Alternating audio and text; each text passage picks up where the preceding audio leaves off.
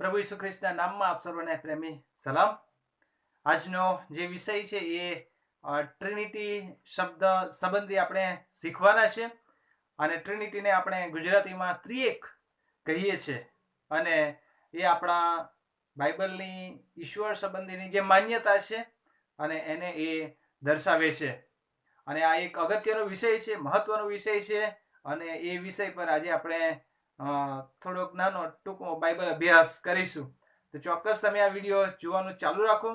તમે આશીર્વાદિત થશો, ઘણું બધું શીખવા મળશે અને ટ્રિનિટી સંબંધી તમારો વિશ્વાસ વૃદ્ધિ પામશે અને તમે આશીર્વાદિત થશો એવો મારો પ્રયત્ન છે, એવી મારી પ્રાર્થના છે.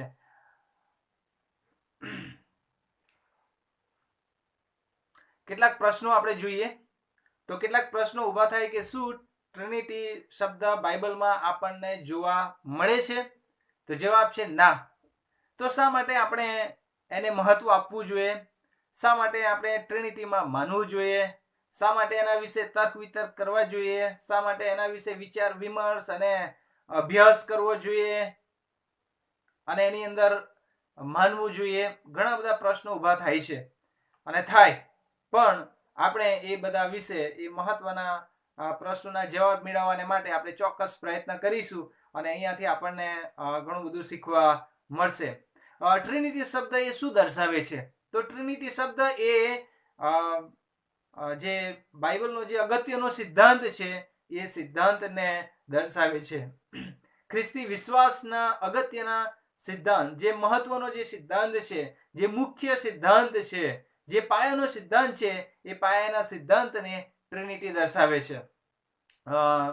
જો આપણે જોઈએ તો વિશ્વભરની બધી જ મંડળીઓ આ ટ્રિનિટીના સિદ્ધાંતને સ્વીકારે છે, માન્ય રાખે છે. થિયોલોજિયન્સ વિશે વિચારીએ તો તેઓ પણ ટ્રિનિટીના સિદ્ધાંતને માન્ય રાખે છે.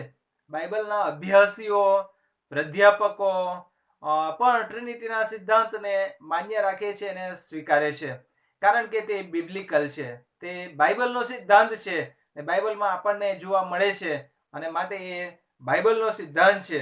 ટ્રિનિટીનો સિદ્ધાંત એ બાઇબલ આધારિત સિદ્ધાંત છે એવું આપણને બાઇબલમાં જોવા મળે છે. તેમ છતાં કેટલીક મંડળીઓ એવી છે કે જે ટ્રિનિટીના સિદ્ધાંતને નકારે છે અને જેમાં ખાસ કરીને આપણે જોઈએ તો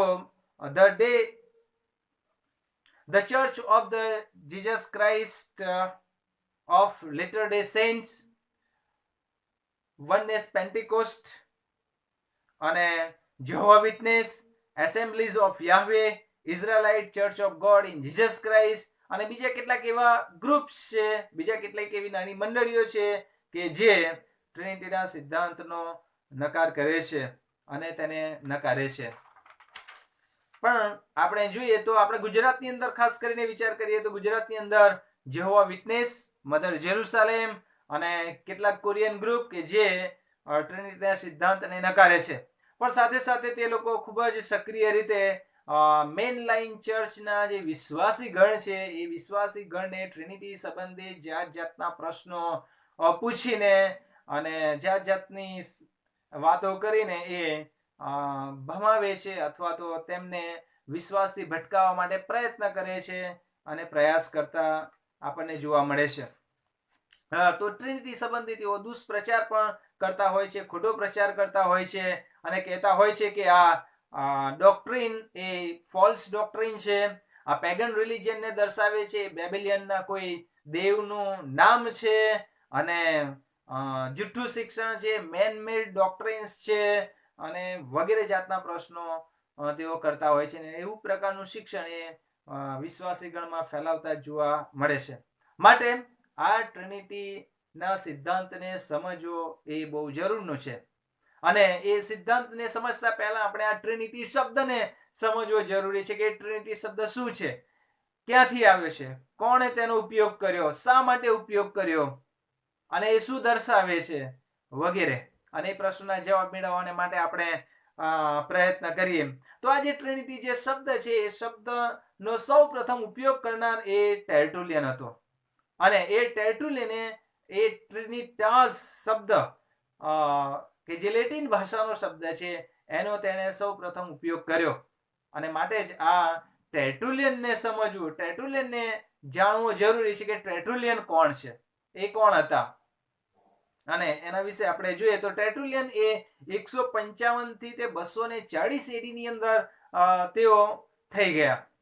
અને તે કાર્થેજમાં નોર્થ આફ્રિકામાં તેઓ જન્મ્યા હતા. અને ત્યાર પછી તેઓ રોમમાં ગયા. રોમના કાયદાનો તેમણે અભ્યાસ કર્યો અને તેઓ વકીલ બન્યા. અને ત્યારબાદ તેઓ યુવાવસ્થાની અંદર તેમણે પ્રભુ ઈસુ ખ્રિસ્તનો સ્વીકાર કર્યો, ખ્રિસ્તી બન્યા. અને ત્યાર પછી એમને જેટલું મળ્યું તેટલું તેમણે ખ્રિસ્તી ધર્મનું સાહિત્ય વાંચ્યું, અભ્યાસ કર્યો. અને તેમણે તત્વજ્ઞાનનો પણ અભ્યાસ કર્યો, ફિલોસોફીનો પણ અભ્યાસ કર્યો. અને એ રીતે એમણે ઘણો બધો અભ્યાસ કર્યો અને તે એક સારામાં સારા લેખક પણ થઈ ગયા. અને જ્યારે તેમણે ખ્રિસ્તી ધર્મને સ્વીકાર્યો, ખ્રિસ્તી બન્યા, ત્યાર પછી તેમણે ખ્રિસ્તી સાહિત્યને લખવાની પણ શરૂઆત કરીને એમણે ઘણા બધા ખ્રિસ્તી સાહિત્ય તેમણે લખ્યા. અને માટે એ લેટિન ખ્રિસ્તી ધર્મના પ્રથમ લેખક, સાહિત્યકાર તેઓ થઈ ગયા. અને માટે તેમને ધર્મપિતૃ કહેવામાં આવે છે. અને આ જે ટેર્ટુલિયન છે, એ ટેર્ટુલિયન એ ધારાશાસ્ત્રીના અભ્યાસી હતા. અને એમણે જે ખ્રિસ્તી સિદ્ધાંતો જે છે, એ સિદ્ધાંતો જે પહેલેથી જે ચાલી આવતા હતા, એ સિદ્ધાંતોને તેમણે વિકાસ કર્યો. એ આપણને એમના અભ્યાસ, એમના લેખનમાં આપણને જોવા મળે છે. એમના સમયમાં જે પાખંડો ચાલતા હતા, એમના સમયમાં જે દુર્મતો ચાલતા હતા, એ દુર્મતોનું તેમણે ખંડન કર્યું હતું. અને સાથે સાથે એમણે જે સાચી બાઇબલની સમજ હતી, ઈશ્વરના વચનોની જે સાચી સમજ હતી, જે સાચી માન્યતા હતી, એનો તેમણે પ્રચાર અને પ્રસાર પણ કર્યો હતો. અને આ ટેર્ટુલિયન એ એક બીજી સદીના એ પ્રથમ વિદ્વાન આપણને જોવા મળે છે. એમનું લક્ષ્ય એ શું હતું? એમનું લક્ષ્ય એ મોક્ષ પ્રાપ્તિનું લક્ષ્ય હતું. અને માટે આપણે જોઈએ તો એમની વિશેષતા એ હતી કે પાપનું જે એમને તીવ્ર ભાન હતું, એવું ભાન આપણને પાઉલ પ્રેરિત પછી બીજા કોઈ લેખકમાં આપણને જોવા મળતું નથી કે જેવું ભાન પાઉલને હતું. એવું ભાન આપણને આ ટેર્ટુલિયનમાં જોવા મળે છે. અને માટે ટેર્ટુલિયન પણ ની માન્યતા એવી હતી, અને તે માનતો હતો કે મનુષ્ય એ જન્મથી જ પાપી છે, અને પાપી અવસ્થામાં જ જન્મે છે. અને એ મૂળ પાપ ની જે અવસ્થા છે, એ અવસ્થા ઈશ્વરની કૃપા દ્વારા જ દૂર થઈ શકે છે. અને એ કૃપા ઈસુ ખ્રિસ્તમાં જ પ્રાપ્ત થાય છે. એ એની માન્યતા હતી. અને જ્યારે 35 વર્ષે તેમણે પ્રભુ ઈસુ ખ્રિસ્તને સ્વીકાર્યા, ત્યારે આપણને જોવા મળે છે કે તેમણે ખ્રિસ્તી સાહિત્ય લખવાની શરૂઆત કરી. અને એ સાહિત્ય તેમણે લખવાની શરૂઆત કરી. અને તેમનું પ્રભુત્વ એ 2 ભાષા પર જોરદાર હતું. એક તો ગ્રીક ભાષા પર એમનું પ્રભુત્વ હતું, અને બીજું લેટિન ભાષા પર એમનું પ્રભુત્વ હતું. અને એ સમયગાળા દરમિયાન લેટિન ભાષાનો ભરપૂરપણે ઉપયોગ થતો હતો, અને લોકો લેટિન ભાષાને વાપરતા હતા. અને ઘણા બધા ખ્રિસ્તીઓને લેટિન સાહિત્યની જરૂર હતી. અને માટે તેણે લેટિન ભાષામાં એ ખ્રિસ્તી સાહિત્ય લખવાની અને રચવાની એણે શરૂઆત કરી હતી. અને જાણીને આપણને નવાઈ લાગશે, તેણે પોતાનો જે વિશ્વાસ હતો, એ વિશ્વાસ વ્યક્ત કરવા માટે, સ્પષ્ટ કરવા માટે તેણે લેટિન ભાષામાં કેટલાક શબ્દોને ઉમેર્યા, કેટલાક શબ્દોની તેમણે રચના કરી. અને એ શબ્દો આજે પણ આપણે ઉપયોગમાં લઈએ છીએ. અને એ શબ્દોમાં જે લેટિન ભાષામાં એમણે જે શબ્દોની રચના કરી, 2 મોટા શબ્દોની જે રચના કરી, એ છે કે જેને લેટિન ભાષામાં વેટુસ ટેસ્ટામેન્ટમ, ઓલ્ડ ટેસ્ટામેન્ટ, જૂનો કરાર. અને બીજો જે શબ્દ એમણે રચ્યો એ નોવમ ટેસ્ટામેન્ટમ, ન્યૂ ટેસ્ટામેન્ટ. અને ગુજરાતીમાં આપણે નવો કરાર કહીએ છીએ. આ જે 2 જે શબ્દો છે, એ શબ્દોની રચના એ ટેર્ટુલિયને કરી હતી. અને એ ટેર્ટુલિયને એ જે શબ્દો જે રચ્યા, એ શબ્દો રચવા પાછળ પણ આપણને વિચાર કરીએ તો આપણને ખબર પડે કે એ સમયમાં છૂટા છૂટા બાઇબલના પુસ્તકો હતા, અને એણે એ બધા પુસ્તકોને એકત્ર કર્યા હોય તેવું લાગે છે. અને એ પુસ્તકોને એમણે વહેંચણી પણ કરી છે કે આ જૂનો કરાર છે ને આ નવો કરાર છે.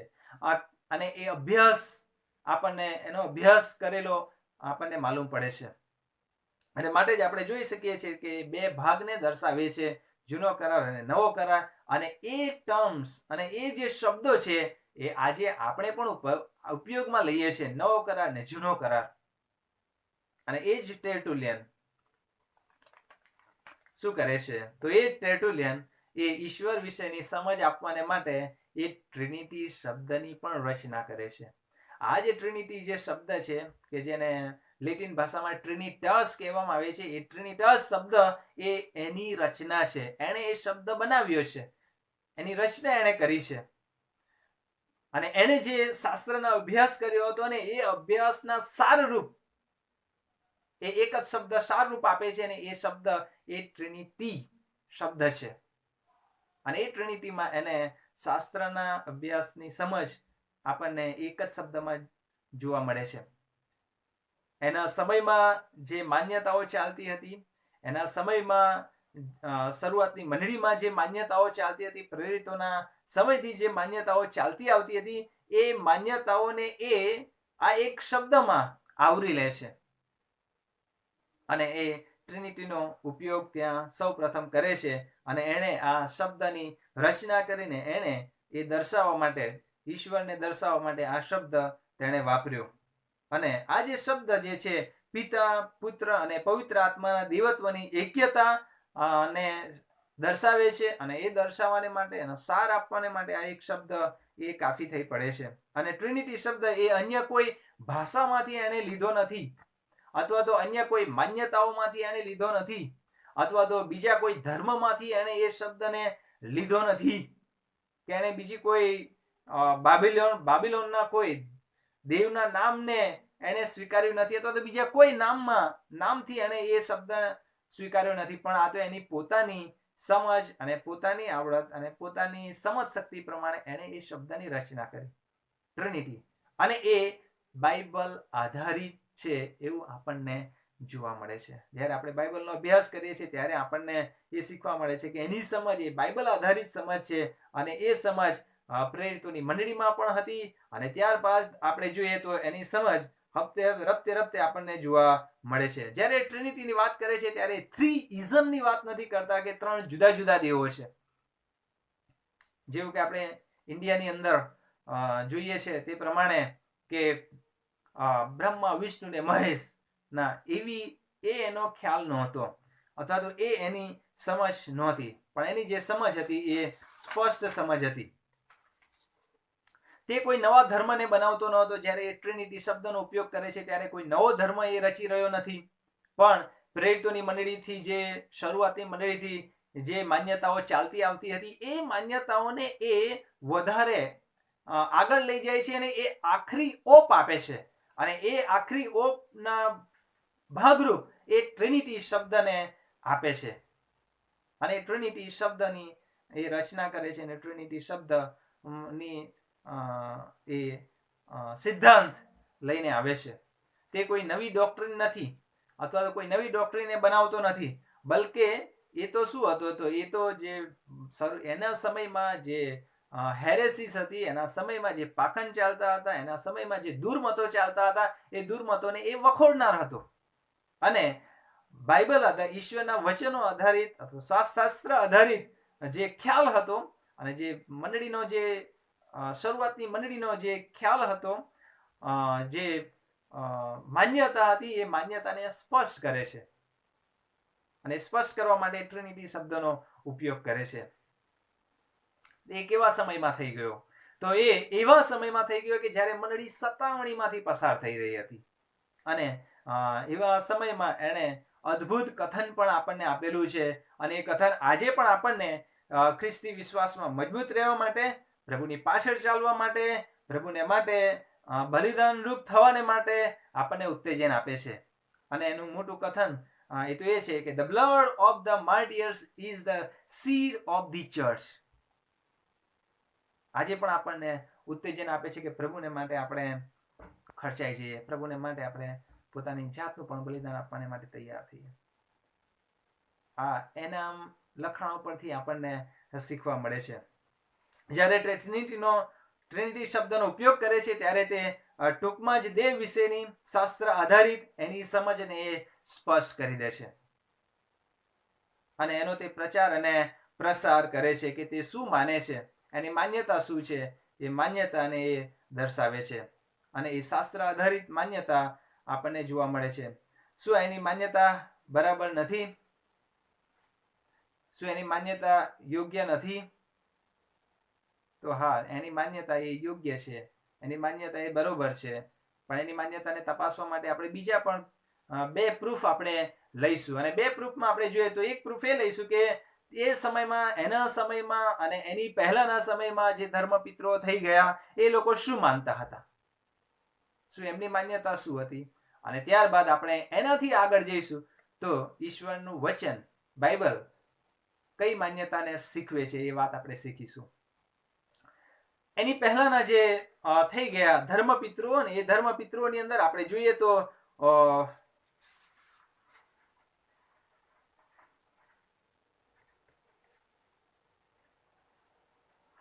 110 AD પહેલા જે ધર્મપિતૃ થઈ ગયા અને એનું નામ છે ઇગ્નેટિયસ, કે જે અંત્યોકના હતા. અને એમની પણ સમજ આપણને આ ટ્રિનિટી સંબંધી જ આપણને જોવા મળે છે. એ ટ્રિનિટી શબ્દનો ઉપયોગ તો ટેર્ટુલિયન કરે છે, પણ એનો ખ્યાલ આપણને એના વિચારોમાં જોવા મળે છે. અને એના વિચારોનું એક વાક્ય હું સ્પષ્ટ કરીશ અને જણાવીશ.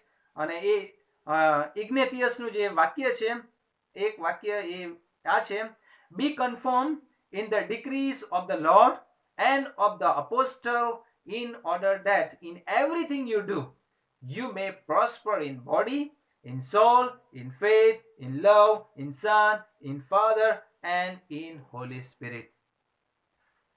અને આ એના એક વાક્યની અંદર આપણે જોઈએ તો આ ઇગ્નેટિયસનો ખ્યાલ જોવા મળે છે. અને આ જે ખ્યાલ છે એ શું ટ્રિનિટીને દર્શાવતો નથી? તો હા, એ ટ્રિનિટીને દર્શાવે છે. એ જ પ્રમાણે બીજા પણ જે ધર્મ પિતૃઓ થઈ ગયા અને એમના પણ લખાણો આપણે જોઈએ તો જસ્ટિન ધ માર્ટિયર, જે 100 થી 165 AD ની અંદર થઈ ગયા. ક્લેમેન્ટ ઓફ ધ એલેક્ઝાન્ડ્રિયા 150 થી 216 એના કન્ટેમ્પરરી છે. એ જ પ્રમાણે ક્લેમેન્ટ ઓફ એલેક્ઝાન્ડ્રિયા, અને એ પણ એના કન્ટેમ્પરરી છે. અને આ જે ધર્મપિતૃઓ છે એમના લખાણોને આપણે જોઈએ તો એમના લખાણોમાં પણ આપણને ટ્રિનિટી સંબંધી ખ્યાલ રહેલો આપણને જોવા મળે છે. જો કે એ લોકો ટ્રિનિટી શબ્દનો ઉપયોગ કરતા નથી, પણ આખરી ઓપ તો ટર્ટુલિયન આપે છે અને એ ટ્રિનિટીને દર્શાવે છે. હવે આપણે જોઈએ તો બાઇબલમાં આપણને ટ્રિનિટી સંબંધી શું શીખવા મળે છે? તો આપણે એક અગત્યનો એક શાસ્ત્ર પાઠ જોઈશું બાઇબલમાંથી, પણ આપણે તપાસ કરીશું કે ટર્ટુલિયનની સમજ એ ખરી સમજ છે, એ બાઇબલ આધારિત સમજ છે કે નહીં. આપણે જોયું કે એની પોતાની સમજ, એના સમયમાં રહેલી સમજ, અને ત્યારબાદ ધર્મપિતૃઓની સમજ, અને હવે આપણે જોઈએ કે બાઇબલમાંથી પણ આપણને ઘણી બધી જે સમજ મળે છે, જે સાચી સમજ આપણે માન્ય રાખી શકીએ. બાઇબલ સિવાય આપણે બહારની સમજોને સ્વીકારતા નથી, પણ જ્યારે બાઇબલની સમજ આપણને થાય છે, બાઇબલમાંથી જે સમજ આપણને મળે છે એ ખરી સમજ છે. એટલે માટે હવે આપણે ટેર્ટુલિયનથી સીધા આપણે બાઇબલમાં આવીએ અને ઈશ્વરના વચનમાંથી જોઈએ કે ટેર્ટુલિયનની સમજ એ સાચી સમજ છે કે નહીં, એનો ખ્યાલ એ સાચો છે કે નહીં, ટ્રિનિટીમાં માનવું જોઈએ કે નહીં. ઘણા બધા રેફરન્સીસ આપણે બાઇબલમાં જોવા મળે છે કે જે ટ્રિનિટીને સપોર્ટ કરે છે, પણ આપણે બધા જ રેફરન્સીસ જોઈશું નહીં. બીજા કોઈ અભ્યાસમાં આપણે ટ્રિનિટી સંબંધી શીખીશું, પણ માત્ર એક અગત્યનો પેરેગ્રાફ આપણે જોઈશું અને એમાંથી આપણે શીખીશું કે એની સમજ એ સાચી સમજ છે કે નહીં. તો મારી સાથે તમે બાઇબલમાં ખોલશો સંત માર્થીની લખેલી સુવાર્તા, તેનો 28મો અધ્યાય અને તેની 18 અને 19મી કલમ, કે જેને આપણે મહાન આદેશ કહીએ છીએ. અને એ મહાન આદેશની અંદર ત્યાં લખવામાં આવ્યું છે, અને ઈસુએ ત્યાં આવીને તેઓને કહ્યું કે આકાશમાં તથા પૃથ્વી પર સર્વ અધિકાર મને અપાયો છે. એ માટે તમે જઈને સર્વ દેશનાઓને શિષ્ય કરો, બાપ તથા દીકરા તથા પવિત્ર આત્માને નામે તેઓને બાપ્તિસ્મા આપતા જાઓ. અહીંયા આ જે કલમ છે એ કલમની અંદર આપણને ત્રણેયનો ઉલ્લેખ થયેલો જોવા મળે છે. બાપ, દીકરા અને પવિત્ર આત્માનો ઉલ્લેખ આપણને જોવા મળે છે. માત્ર એમનો ઉલ્લેખ જોવા નથી મળતો, પણ આપણે જ્યારે ગ્રીક ભાષામાં જ્યારે આપણે એને તપાસીએ અને ગ્રામરની દ્રષ્ટિએ જ્યારે આપણે એમને તપાસીએ, ઊંડો અભ્યાસ આપણે આ કલમનો કરીએ, ત્યારે આપણને ખબર પડે છે કે એ ટ્રિનિટીને સપોર્ટ કરે છે. ટ્રિનિટીનો ખ્યાલ આપણને બાઇબલમાં જોવા મળે છે. અને ત્યાં હું તમારું ધ્યાન દોરવા માંગુ છું, એ શબ્દ એ તો એ છે કે ત્યાં જે શબ્દ જે વાપરવામાં આવ્યો છે, એ શબ્દ જે નામ જે છે,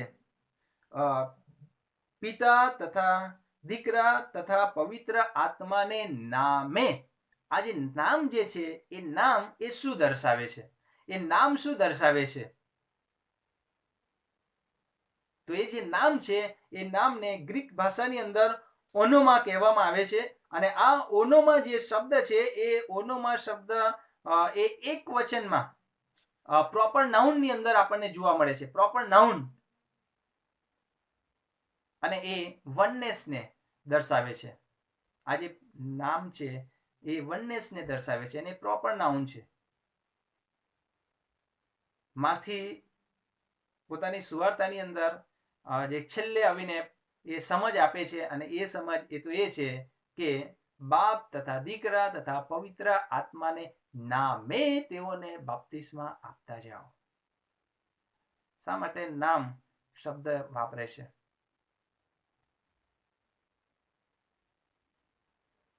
તો જે માર્થી છે, એ માર્થી એ ઈશ્વર, માર્થીની જે સમજ છે ઈશ્વર સંબંધી, એ સમજ ત્યાં આપણને જોવા મળે છે.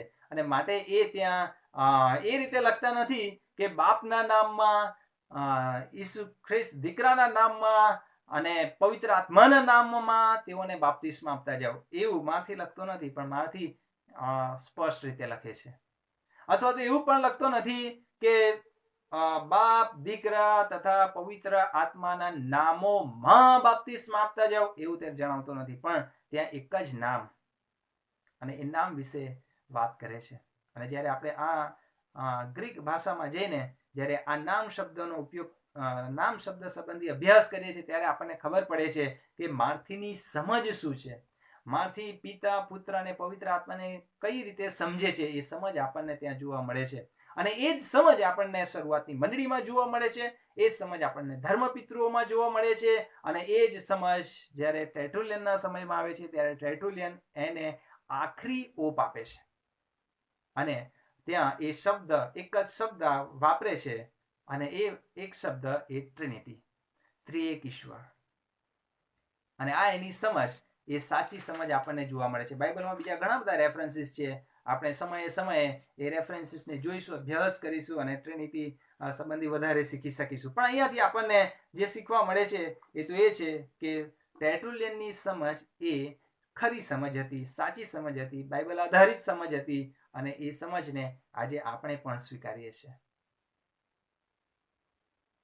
અને એ સ્વીકારવી જોઈએ. અને આ જે ટેર્ટુલિયનની જે સમજ હતી, એ સમજ અદ્ભુત સમજ હતી. અને માટે જ ટેર્ટુલિયન જે છે, એ જે એનામાં જે એને જે વ્યાખ્યા કરી હતી, એની જે સમજ હતી, એ સમજ ત્યારબાદ આપણે જોઈએ તો એના સમય પછી જ્યારે 3જી સદીમાં આવીએ છીએ, જ્યારે નૈસિયનની અંદર જે કોન્ફરન્સ મળે છે, મહાસભા મળે છે, અને એમાં જ્યારે આપણે આવીએ છીએ, ત્યારે એ લોકો પણ એ ધર્મના જે આગેવાનો છે, જે ધર્મ અધ્યક્ષો છે, એ લોકો એકતા મળે છે.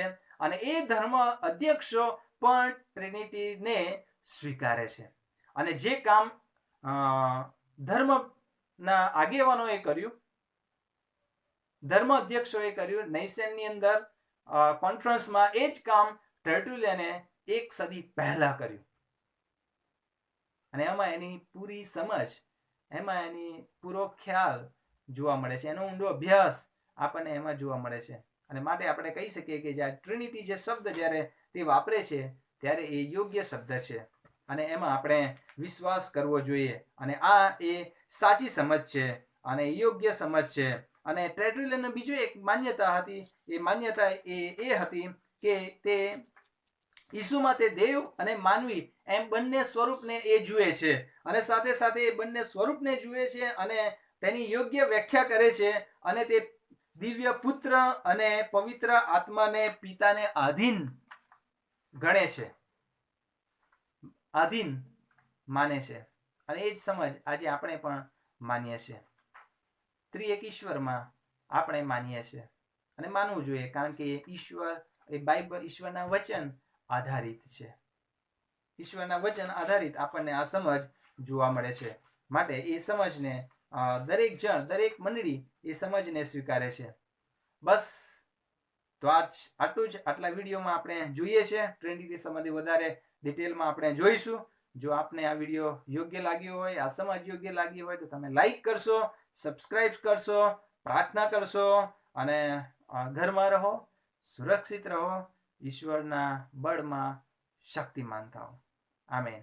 God bless you.